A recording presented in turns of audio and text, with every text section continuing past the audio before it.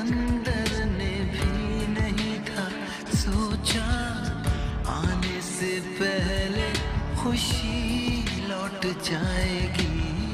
हमने सोचा था क्या और क्या से क्या हुआ, जा रहे हैं आज ये जमाने को बता के, ये क्या हो गया,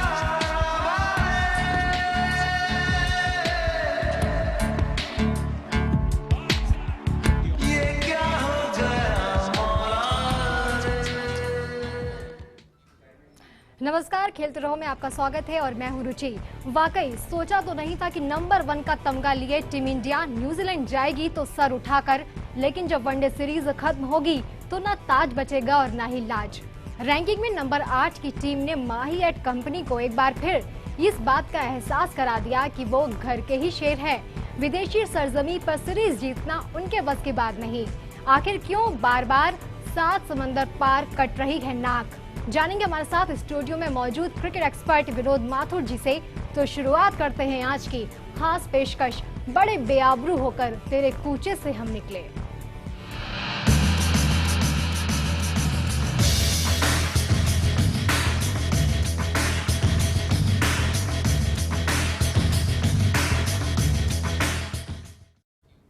नेपियर से लेकर हैमिल्टन तक टीम इंडिया की हार का नजारा हर किसी ने देखा। हर मैदान पर धोनी के धुरंधरों की एक नई हार गाथा लिखी गई। साउथ अफ्रीका में मिली करारी शिकस्त के बाद टीम इंडिया न्यूजीलैंड में जीत की उम्मीद कर रही थी, लेकिन वहां भी जीत उनसे कोसों दूर ही नजर आई।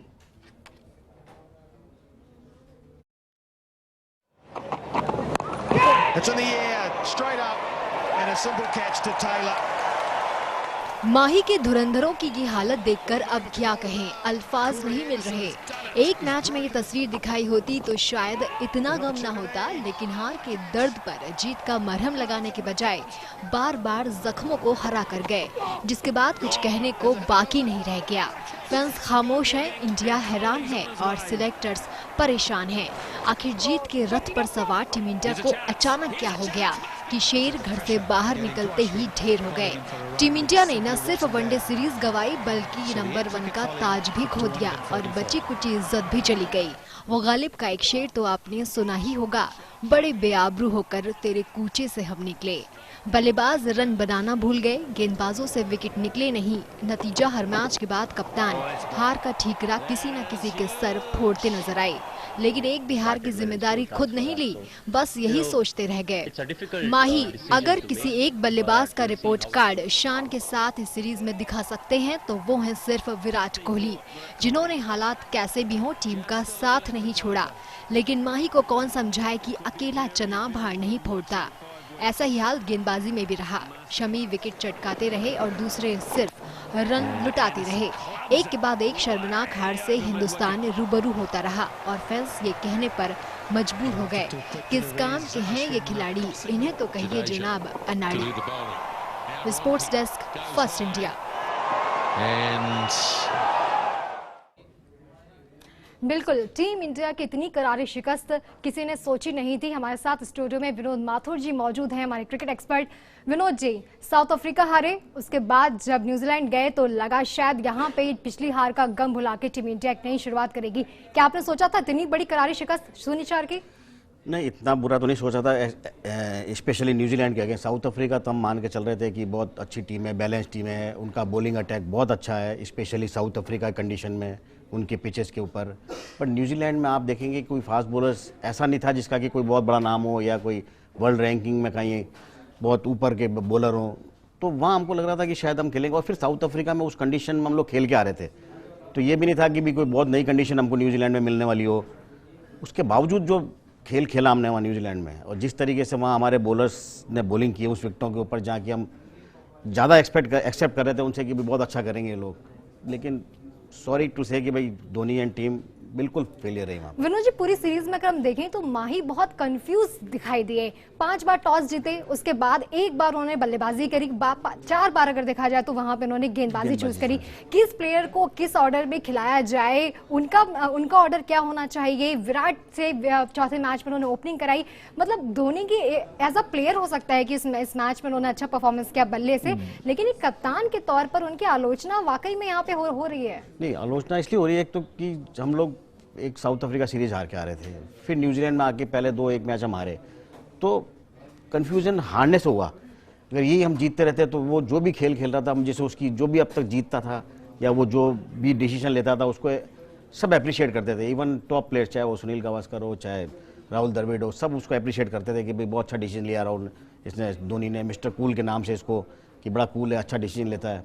लेकिन जब हारने लगते हैं तब वही डिसीजन सब आगे चले जाते हैं उसके, तो ये हार की वजह से ऐसा हुआ। बाकी नहीं, विनोद जी, जैसे कि हम सीरीज के बात यहाँ पे कर रहे हैं, धोनी की कप्तानी की यहाँ पे बात कर रहे हैं, अगर आप देखेंगे तो ब्रैंडन मैकुलम की कैप्टनसी इस सीरीज में और धोनी की कैप्टनसी में अगर आप थोड़ा सा कंपैरिजन करेंगे तो हर एक मामले में ब्रैंडन मैकुलम यहाँ पे कप्तान पे। ये मैं एग्री करता हूँ कि कोई प्लानिंग नहीं दिख रही थी जबकि इस धोनी के इस सीरीज में। कहीं भी ऐसा कुछ नहीं लग रहा था कि कोई हम प्लान करके जा रहे हैं या किस ऑर्डर से खेलेंगे, किस तरह खेलेंगे।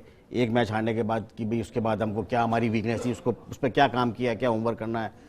जबकि न्यूजीलैंड में आप देखेंगे कि पूरी टीम एक मतलब किसी पर्पज से आते थे वो लोग, उनका कोई एम था कि भाई हमको ये करना है, ये हमारा एम है, ये हमारा पर्पज है, इस बॉलिंग अटैक से हमको ये निकालना है, किसको कैसे अटैक करना है। वो धोनी की आपकी मुझे थोड़ा कमजोर पार्ट लगा। विनोद जी, नंबर 1 की टीम थी, वनडे रैंकिंग का तमगा लेकर गए थे और शायद किसी ने उम्मीद वाकई में नहीं की थी कि नंबर 8 की टीम नंबर 1 टीम को इतनी बुरी तरह से पटकनी देगी। और वर्ल्ड कप जो है, आगे आने वाला वर्ल्ड कप जो है वो वहीं न्यूजीलैंड में होना है। तैयारियों के तौर पर इस पूरे के पूरे सीरीज को देखा जा रहा था, लेकिन जिस तरह की तैयारियों की दावों की पोल खुल गई, क्या यहाँ पे सिलेक्टर्स ने जो बी टीम सिलेक्ट करके भेजी थी, ए टीम तो मुझे कहीं से विनोद जी यहाँ पे नजर नहीं आई कि ये ए टीम खेल रही थी और ये वर्ल्ड कप खेल सकती है और डिफेंडिंग चैंपियन खिताब बरकरार। ऐसा बिल्कुल भी नहीं है कि ये बी टीम थी, वही प्लेयर है। प्लेयर 8-10 प्लेयर और ऐसे हैं जो अपन बना लें कि 25 प्लेयर ऐसे हैं जिनमें से ये 25 में आते हैं सारे। लेकिन किस टूर पे किस टाइम कौन खेलेगा, जो फर्स्ट 11 बनाने में जो आपकी लगा मुझे थोड़ा सा कंफ्यूजन था धोनी को, वो गलत था। और दूसरा, कुछ प्लेयर जो न्यूजीलैंड सीरीज में जाने चाहिए थे, एक्सपीरियंस प्लेयर, वो नहीं ले गए, तो उससे भी थोड़ा सा फर्क पड़ा है। क्यों? ऐसा लगता है विनोद जी वापस हमको सीनियर प्लेयर्स के शरण में जाना ही पड़ेगा। जिस तरह से ये प्लेयर्स खेल कर आ रहे हैं, युवा जरूर है, लेकिन जितनी उम्मीदें थी उस पर तो बिल्कुल अरबानों पे पानी फिर चुका है। तो वापस गौतम गंभीर और सहवाग की टीम में वापसी होनी चाहिए। हरभजन सिंह बाहर बैठे हुए हैं, क्या कर रहे हैं? अच्छा कर रहे हैं परफॉर्म, गंभीर अच्छा कर रहे हैं परफॉर्म, लेकिन टीम में एंट्री आज भी नहीं हुई है उनकी। मेरा ये मानना है कि आपको वर्ल्ड कप अगर जीतना है तो आपको, जैसे हरभजन सिंह है, इवन सहवाग एक ऐसा प्लेयर है जो मैच विनिंग प्लेयर है, ये स्पेशली T20 और वनडे गेम के लिए तो इज आइडियल प्लेयर। और फिर हरभजन, फिर जहीर खान एक एक्सपीरियंस बॉलर जो इस कंडीशन में, इन विकेटों पे जहाँ थोड़ा सा कंडीशन भी हार्ड रहती है, जहाँ बॉल मूव करता है, वहाँ जहीर खान, हरभजन, सहवाग, ये अगर टीम में ऐसे टूर पर रहेंगे तो बहुत एडवांटेज मिलेगा अपने को। इस वक्त विनोद जी, जितनी भी मीडिया है शायद वहां पर जो है धोनी की सबसे ज्यादा आलोचना हो रही, क्योंकि अगर जीतते हैं तो कप्तान के सर जीत का सहरा सजता है और अगर हारते हैं तो उसकी जिम्मेदारी भी आपको उठानी चाहिए। लेकिन किसी भी मैच के बाद ये देखने में नजर नहीं आया कि माही ने हार की जिम्मेदारी ली। कभी गेंदबाजों पर ठीकरा फोड़ा, कभी बल्लेबाजों पर, कभी ओपनिंग में। तो माही की जो ये एक स्ट्रेटजी थी, किस तरह की स्ट्रेटजी थी कि हार की जिम्मेदारी माही कभी नहीं लेते किसी भी मैच के बाद। ये तो उनको वो नहीं ले तो भी कोई फर्क नहीं पड़ता, क्योंकि जो समझता है क्रिकेट, जो क्रिकेट में इन्वॉल्व है, या दुनिया सब समझती है कि भाई रेस्पॉन्सिबल कैप्टन ही है। जब जीतते हैं, जब उसको अपन हीरो बनाते हैं, जब हारते हैं तो उसको जिम्मेदारी लेनी चाहिए।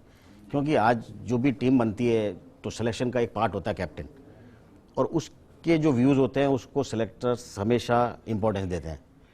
तो उसी के कहने पर अगर टीम बन रही है और उसी के कहने पर वो 11 बना रहा है उसी में से, तो रेस्पॉन्सिबिलिटी उसकी है, इसमें कोई डाउट ही नहीं। टीम इंडिया के पूर्व कप्तान सुनील गावस्कर ने हार के तुरंत बाद इस बात को ट्वीट किया था कि ये वो टीम नहीं है जो वर्ल्ड कप में खेल सकती है, वर्ल्ड कप में जीत सकती है। बहुत कुछ यहाँ पे तैयारियां, बहुत कुछ उम्मीदें यहाँ पर हैं टीम इंडिया से, लेकिन अगर उन्हें पूरा करना है तो प्लेइंग 11 में काफी हद तक चेंज करना होगा। यहाँ पर ब्रैंडन मैकुलम की कप्तानी की यहाँ पे जितनी तारीफ की जाए उतनी कम है। यहाँ पे विनोद जी, उन्होंने बेंच स्ट्रेंथ को पूरी की पूरी तरह से आजमाया। हम 16 प्लेयर्स लेके गए, उसमें भी ईश्वर पांडे को एक मैच में भी खेलने का मौका नहीं मिला। स्टुअर्ट बिनी खेले जरूर, लेकिन बल्लेबाजी आते आते बेंच पर ही बैठे रह गए। 1 ओवर मिला, उन्होंने 1 विकेट वहां पे दिया। तो जिस तरीके से न्यूजीलैंड के कप्तान ने पूरे प्लेयर्स को आजमाया ये सोच के कि वर्ल्ड कप यहाँ पे होना है, किन प्लेयर्स को टीम में रखा जा सकता है, बाहर किया जा सकता है, ऐसा माही ने क्यों नहीं किया? माही ने क्यों नहीं चेंजेस किए? अपनी जिद की वजह से शायद 0-4 की हार आज झेल रहे हैं। नहीं, हार की वजह से उसको खिलाना चाहिए, आई एग्री विद यू, लेकिन आप बेंच स्ट्रेंथ देखिए हमारी कितनी वीक थी बाहर। आज कोई भी ऐसा एक्सपीरियंस प्लेयर नहीं था जो बाहर जिसको कि वो अंदर लेके खिला ले। विनोद जी, जब प्लेयर्स नहीं चल रहे हैं, जब आप देख, हाँ नहीं, मैं वही कह रहा हूँ उसको खिलाना चाहिए था, लेकिन उसके माइंड में ये भी था कि मैं कहीं ऐसा नहीं हो कि हम लोग, वो इस उम्मीद में था कि मुझे शायद ईशांत शर्मा जिता देगा या मुझे शिखर धवन को मैच जिता देगा, क्योंकि ये एक्सपीरियंस प्लेयर हैं, इस कंडीशन में खेले हुए हैं। और जो बाकी बेंच स्ट्रेंथ थी, चाहे वो स्टुअर्ट बिन्नी हो, चाहे ईश्वर पांडे हो या कोई और हो, वो बिल्कुल नए थे सारे सब। मुझे हर मैच में टॉस जीता, गेंदबाजी की, उसके बाद जो है हमने स्टार्टिंग ये क्या 2 विकेट निकाले। लेकिन ऐसा गेंदबाजों में आपको क्या प्रॉब्लम्स दिखी कि तीसरा चौथा विकेट निकालने में कम से कम नहीं तो 30 से 35 ओवर तक खर्च कर दिए, लेकिन विकेट्स नहीं मिले हमको? नहीं, बॉलिंग तो हमारी बहुत खराब डाली हम लोगों ने। हमने बॉलिंग अकॉर्डिंग टू उसके बैट्समैन की वीकनेस की कहीं डाली भी नहीं, क्योंकि इंटरनेशनल क्रिकेट में अपन ये नहीं कह सकते कि मैंने बॉल डाला और विकेट मिल गया। विकेट आपको इंटरनेशनल क्रिकेट में बनाने पड़ते हैं, किसी को भी आउट करना, उसको उसकी वीकनेस पे उसका अटैक करना। जैसे आप देखिए ना, न्यूजीलैंड ने पकड़ लिया कि भाई शॉर्ट पिचेस शिखर धवन को नहीं खेलने देगी, तो उनका पहला अटैक होता था शिखर धवन पे शॉर्ट बॉलिंग का, और उसको वो विकेट लेकर उसको खत्म कर दिया, जबकि शॉर्ट बॉल ईजी है खेलना, लेकिन वो उसकी वीकनेस थी। तो ऐसी हमारे बॉलर्स कभी वीकनेस पे बॉलिंग नहीं डाली कहीं भी किसी भी बैट्समैन के। फिलहाल यहाँ पर वक्त हो चला एक छोटे से ब्रेक का, लेकिन ब्रेक के बाद जब लौटेंगे तो सिर्फ वनडे सीरीज अभी खत्म हुई है, टेस्ट सीरीज बाकी है। क्या टीम इंडिया के हालात टेस्ट सीरीज में ऐसे ही रहेंगे या सुधरेंगे? ब्रेक के बाद जानेंगे अपने क्रिकेट एक्सपर्ट विनोद पाथर जी से।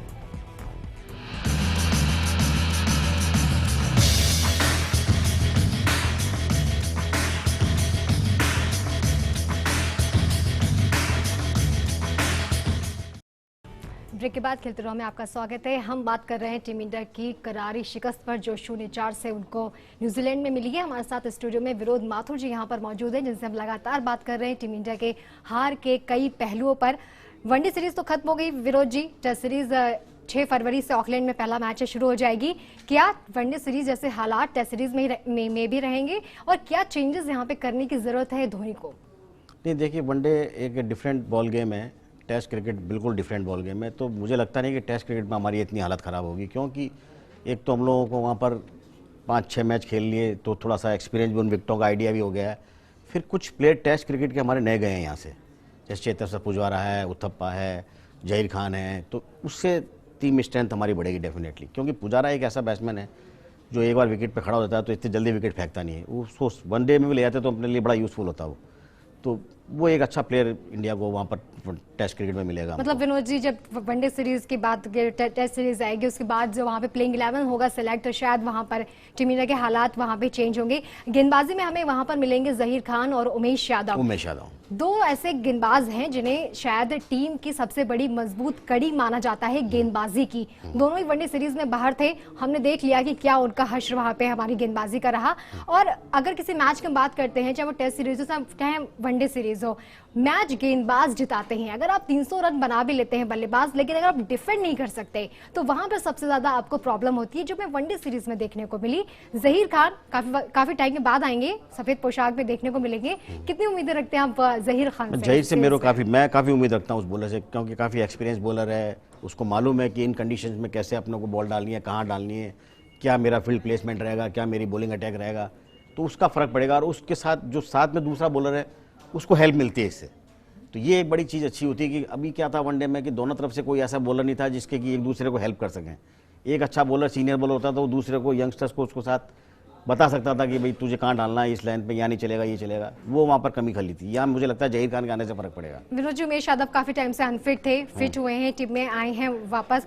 ईशांत, जहीर और उमेश यादव, ये तीनों की तिकड़ी, अगर आपको लगता है कि जो बैट्समैन इनफॉर्म चल रहे हैं अभी, रॉस टेलर, केन विलियमसन, इन लोगों को परेशान कर पाएंगे वहां पे टेस्ट सीरीज में? नहीं, परेशान तो करेंगे, लेकिन मुझे अभी भी एक मेरा जो बॉलिंग में अपना जो वीक पॉइंट है वो अभी स्पिन अटैक अपना, वहाँ मुझे अभी भी लग रहा है कि अगर, क्योंकि हमको अगर मैच जीतना है तो 20 विकेट लेने पड़ेंगे। 10 first inning, 10 second inning, 20 wicket हमको लेने। 20 विकेट लेने के लिए हमारे पास बॉलिंग मुझे अभी भी कम दिख रही है। तो ऐसा होगा ज़्यादातर भी आपको बैटिंग में आपको रन बनाने पड़ेंगे अगर मैच जीतना है, क्योंकि आपको इतने रन देने पड़ेंगे इस बॉलिंग अटैक को कि मैच जिता सके वो आपको। विनोद जी, विराट अगर एक ऐसा नाम है शायद इस पूरी सीरीज में जो बहुत ही पॉजिटिवली बाहर आया है सामने, विराट कोहली कैसी भी थी हालात, लेकिन विराट कोहली का बल्ला जमकर बोला है और विराट कोहली से टेस्ट सीरीज में भी काफी उम्मीदें हैं। शतक भी रोहित से पहले टेस्ट सीरीज में उन्होंने ही लगाया था। तो विराट से अब आप इस सीरीज में क्या उम्मीद करते हैं कि उनका जो नंबर है, जिस ऑर्डर पे वो खेलते हैं, टेस्ट सीरीज में किस तरीके से इस वक्त न्यूजीलैंड के अगेंस्ट वो खेल सकते हैं? नहीं, विराट तो आपका मेन बैट्समैन है, इसमें कोई डाउट ही नहीं। अभी जो जिस कंडीशन में, इस कंडीशन में वो जितना अच्छा खेल रहा है, जिस ढंग से वो खेल रहा है अभी तक वनडे में, वो तो अपनी जगह पे खेलेगा जहाँ उसको खेलना है, 3 नंबर। लेकिन अच्छी बात यह है कि उसके साथ एक ऐसा बैट्समैन है, चेतेश्वर पुजारा है, और ये अपने उत्थप्पा आ जाएगा, तो ये 2-3 बैट्समैन आने से टीम में फर्क पड़ जाएगा काफ़ी, उसको हेल्प मिलेगी इससे कि भाई टीम में। जी, माही ने जब सुनील शाह से हमारे सीरीज जो आखिरी वनडे था उसके बाद ही बोला हमारी गेंदबाजी बहुत अच्छी रही। इत्तेफाक इस बात से हम कितना रखते हैं तो पूरे हिंदुस्तान ने यहाँ पे देखा, लेकिन जो उन्होंने गेंदबाजी की सबसे बड़ी कमी मानी विनोद जी, वो मानी जो उनके बीच के मिडिल ओवर्स की गेंदबाजी थी, वो बहुत ज्यादा खराब रही। लेकिन मिडिल ओवर तो छोड़िए, स्लॉग ओवर में 10-10 ओवर्स में इतने रन दे रहे हैं। टेस्ट सीरीज में अगर ये हाल था विनोद जी, तो मुझे लगता है कि 0-2 से सही सीरीज ना हार जाए। नहीं, सीरीज हारने वाली कंडीशन नहीं होगी, क्योंकि मैंने कहा ना आपको कि हमारी जो स्ट्रेंथ रहेगी बैटिंग, बैट्समैनों को रन बनाने पड़ेंगे लंबे। हम ये टेस्ट मैच जीतना तो हमको 400 रन, 450 रन, 500 रन हमको बनाने पड़ेंगे, तब हमारे बॉलर्स को भी एक टारगेट है कि 500 रन करना है, तो उसको कॉन्फिडेंस से बॉलिंग डाल सकते हैं, वो कुछ ट्राई कर सकते हैं। अभी आप 2 से आउट हो जाओगे तो क्या ट्राई करेगा बॉलर? तो वो एक कॉन्फिडेंस बॉलर का अपना तभी खड़ा होगा जब हमारे बैट्समैन 400-450 रन बनाएंगे। विनोद जी, जहीर खान टेस्ट सीरीज में आप उन्हें रखते हैं, वनडे सीरीज से बाहर करते हैं, क्या अगर आप वहाँ पे सिलेक्शन कमेटी में इस टाइम होते तो क्या जहीर खान को रखते वनडे सीरीज में? मैं बिल्कुल 100% रखता। मैं तो उसके फेवर में हूँ, ऐसा बॉलर इस कंडीशन में होना चाहिए था। और मैं आपको कह रहा हूँ, जहीर खान होता तो साथ में जो दूसरे बॉलर थे हमारे, चाहे वो भुवनेश कुमार हो या शमी हो, उनको भी हेल्प मिलती है उनसे। और आपका वो दोनों भी अच्छे एक्सपीरियंस बॉलर कहलाते हैं वहाँ पर, खाली इसलिए क्योंकि एक सामने जहीर खान उनके साथ बॉलिंग कर रहा है। ईशांत शर्मा को तो न्यूजीलैंड ने जमकर उनकी पिटाई की है। ईशांत शर्मा टोटली एक्सपोज था, उसने तो उसके लाइन लेंथ कुछ भी नहीं। आई डोंट थिंक सो कि उसको खेलने में मौका मिलेगा। विनोद जी, सिलेक्टर्स क्यों इतना इन्वेस्ट करते जब पता है कि आखिर कब बनेंगे ईशांत शर्मा इंटरनेशनल गेंदबाज, ये तो किसी को नहीं पता, लेकिन बार बार उनका सिलेक्शन किस बेस पर होता है? नहीं, बेस तो इंटरनेशनल क्रिकेट में उस आदमी ने विकेट लिए हैं काफ़ी, डोमेस्टिक क्रिकेट में काफ़ी विकेट लेता रहता है, तो सिलेक्शन कमेटी तो ये सोचती है कि भाई इसका परफॉर्मेंस आ रहा है, डोमेस्टिक क्रिकेट में अच्छा कर रहा है, ये कर रहा है, तो डेफिनेटली चांस मिलता है। आज कोई भी लड़का निकल के आएगा या कंट्री के लिए खेलता है, वो डोमेस्टिक क्रिकेट की परफॉर्मेंस के बेसिस पे आता है, तो वहाँ ये परफॉर्म करता था इसलिए उसको चांस दिया। लेकिन अब मुझे लगता है कि उसकी परफॉर्मेंस ज़्यादा इंटरनेशनल क्रिकेट की देखेंगे बजाय डोमेस्टिक के। चलिए एक बार फिर से आपको दिखा देते हैं कि टीम इंडिया के किस तरीके से विकेट गिरे इस पूरी सीरीज में, और एक बार भी टीम इंडिया के बल्लेबाजों ने शायद मशक्कत नहीं करी कि अपनी जिम्मेदारी को निभाएं और वहां पर कुछ देर टिक करके 300 रन कम से कम चेस तो कर सके, अगर बना नहीं सके तो।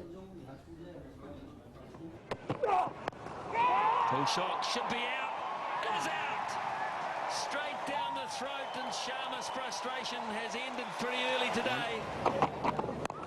It's in the air, straight up, and a simple catch to Taylor.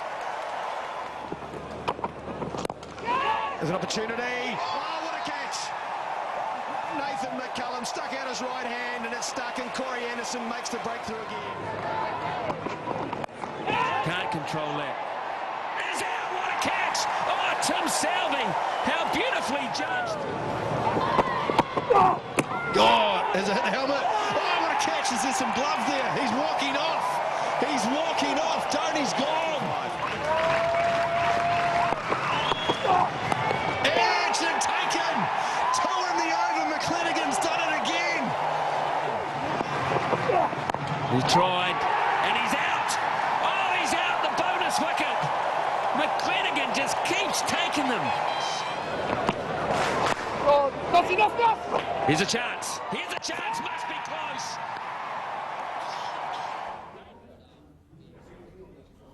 Vinod ji, अभी आप देखा जिस तरीके से विकेट्स यहाँ पे टीम इंडिया के बैक टू बैक गिरे। शॉर्ट पिच, मुझे लगता है कि कई सालों पुरानी हमारी ये प्रॉब्लम है कि शॉर्ट पिच गेंदों पर हमेशा हम आउट होते हैं। गेंदबाजी की बात की जाए तो गेंदबाजी में तो कमजोरी है ही है, बल्लेबाजी में शॉर्ट पिच, जिसे हर एक टीम जानती है कि शायद शॉर्ट पिच गेंदें पड़ेंगी तो यहाँ पे विकेट निकलेगा। कैसे दूर होगी विनोद जी समस्या? देखिए जी, वनडे में तो आपको शॉट खेलने हैं, क्यों कन्वर्ट करना है, रन बनाना है, क्योंकि आपको ओवर रेट भी मेंटेन करना है। आप 300 रन चेज कर रहे हैं, एक बार 280 रन चेज कर रहे हैं, तो ये शॉट्स खेलने जाते हैं।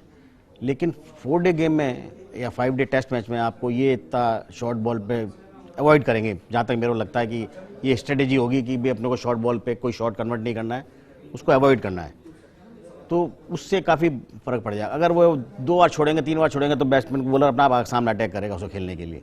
धवन की अगर मैं यहाँ पे बात करूं, सारे मैचेस में एक ही तरीके से आउट हुए, शायद उन्होंने देखा नहीं कि वो पहले मैच में कैसे आउट हुए, same second, third, fourth, fifth. ये क्या मतलब शॉर्ट पिच गेंदों की जो कमी है, रोहित शर्मा से लेकर के विराट कोहली से लेकर के महेंद्र सिंह धोनी, सब एक ही जैसे विकेट्स पे आउट हो रहे। तो यहाँ पे मुझे नहीं लगता कि न्यूजीलैंड को टेस्ट सीरीज में कोई बहुत ज्यादा उनके अगेंस्ट रणनीति बनाने की जरूरत पड़ेगी ऐसे में। नहीं, रणनीति तो बनानी पड़ेगी। अभी तक तो क्या हो रहा था कि वो कन्वर्ट करने जा रहे थे बॉल को, स्कोरिंग करने के लिए जा रहे थे, इसलिए खेल रहे थे उस बॉल को। लेकिन टेस्ट क्रिकेट में छोड़ेंगे उस बॉल को, ये मैं आप ध्यान रखना, मैं बता रहा हूँ आपको, बिल्कुल छोड़ेंगे उस बॉल को, कभी कन्वर्ट नहीं करेंगे, शॉट खेलने नहीं जाएंगे, अवॉइड करेंगे। जब अगर नहीं छोड़ेंगे तो शायद ये टेस्ट सीरीज हमारे हाथ से यहाँ पर वो छूट जाएगी। अगर बैट शॉट, ये बैट शॉट है बेसिकली, बट वनडे में इसलिए खेलते हैं क्योंकि आपको रन बनाने हैं, आपको रन भी बहुत चेस करने पड़ रहे थे हम लोगों को। हमारे बॉलर्स ने बड़ी खराब बॉलिंग की, 300 रन बनवा दिए, तो वो 300 रन बनाना तो आपको चेस करने के लिए आपको स्ट्रोक खेलने पड़ेंगे। वैसे भी विनोद जी जो है कीवी कोच माइक हसन, उन्होंने चेतावनी दे दी यहाँ पे कीवी टीम से कि एक बार फिर से तेज गेंदबाजों का जो है वो टीम इंडिया पर यहाँ पे कहर टूटेगा और किसी भी कीमत पर जो है वो यहाँ पे बल्लेबाजों को टिकने नहीं देंगे। और कीवी टीम को 2 बहुत अच्छे तेज गेंदबाज भी यहाँ पे मिले, ग्लेन मैकग्लेन और जो उन्होंने मैट हेनरी, बहुत अच्छी गेंदबाजी की इस पूरी सीरीज में, उन्होंने अच्छी गेंदबाजी की। एक मैच भी मिला तो वहां भी 4 विकेट मैट हेनरी निकाल के ले गए। लेकिन हमारे साइड से डेब्यू भी अगर होता तो मुझे नहीं लगता कि डेब्यू मैच में इतना अच्छा परफॉर्मेंस हमारे बॉलर्स ने तो कह रहा हूं ना, बहुत वर्स्ट बॉलिंग किया है सीरीज के अंदर। जो कोई लाइन का पता नहीं, किस तरफ डालना है, इस विकेट को कैसे, कंडीशन को कैसे एक्सप्लॉइट करना है। सबसे अच्छी बॉलर की क्वालिटी ये होती है कि उस कंडीशन को कैसे एक्सप्लॉइट करता है, क्योंकि आपको हमेशा एक विकेट नहीं मिलते हैं, पिचेज आपको डिफरेंट मिलते हैं। आज आप नेपियर में खेल रहे हैं, कल आप हैमिल्टन में खेल रहे हैं, कभी कहाँ खेल रहे हैं, तो आपको हमेशा अलग कंडीशन मिलेगी, वहाँ पर अलग विकेट मिलेंगे। तो उस कंडीशन में कैसे बॉलिंग, कोई विकेट को यूज़ करना, वो कोई प्लानिंग नहीं थी हमारे पास। वो क्लियर कट दिख रहा था कि कोई प्लानिंग नहीं है, कोई टीम मीटिंग नहीं हो रही है, ऐसा कुछ लगता नहीं मुझे। कोई टीम मीटिंग हुई है जिसमें ये होमवर्क किया हो इन्होंने, ऐसा कि भाई आज विकेट की कंडीशन ऐसी होगी, हमको ये करना है। बस गए, मैच खेले, अपने बाहर आ गए, उसके बाद अपने अपने सब, मुझे ये लगता है। फिरोज, एक आखिरी सवाल, टेस्ट सीरीज में धोनी का प्लेइंग 11 क्या होना चाहिए? नहीं, मैंने कहा ना आपको, जैसे जहीर खान खेलना चाहिए एक तो, जैसे भी जो नए गए इसमें से, बाकी तो सेम टीम वही वहाँ पर जो है खिलाने उसमें से ही पड़ेंगे उसको। बट जैसे उत्थप्पा जा रहा है उसको 100% खिलाना चाहिए। स्पिनर के नाम पे मेरे ख्याल से प्रज्ञान ओझा को भेज रहे हैं लोग, तो प्रज्ञान ओझा है तो उसको खिलाना चाहिए, एक लेफ्ट आर्म स्पिनर को, जो आपके विकेट टेकिंग बॉलर है टेस्ट क्रिकेट के अंदर। तो ये 2-3 चेंज होंगे, बाकी ज़्यादा चेंज करने के लिए कुछ है भी नहीं आपके पास। फिलहाल हमारे पास वक्त इतना ही है। बहुत बहुत शुक्रिया विरोध जी आपका इस चर्चा में हिस्सा बनने के लिए। लेकिन अगर ये देखना होगा कि अब वनडे सीरीज के बाद टीम इंडिया टेस्ट सीरीज में किस तरह का परफॉर्म करती, क्योंकि सबकी निगाहें इस वक्त जो है 6 फरवरी से शुरू होने वाली टेस्ट सीरीज पर लगी रहेंगी, क्योंकि इंडियन फैंस का दर्द तभी कम होगा जब टेस्ट सीरीज में हमको जीत मिलेगी। ब्रेक के उस पार जो है खबरें और भी हैं देश और प्रदेश के लिए। बाकी तमाम खबरों के लिए आप देखते रहिए फर्स्ट इंडिया।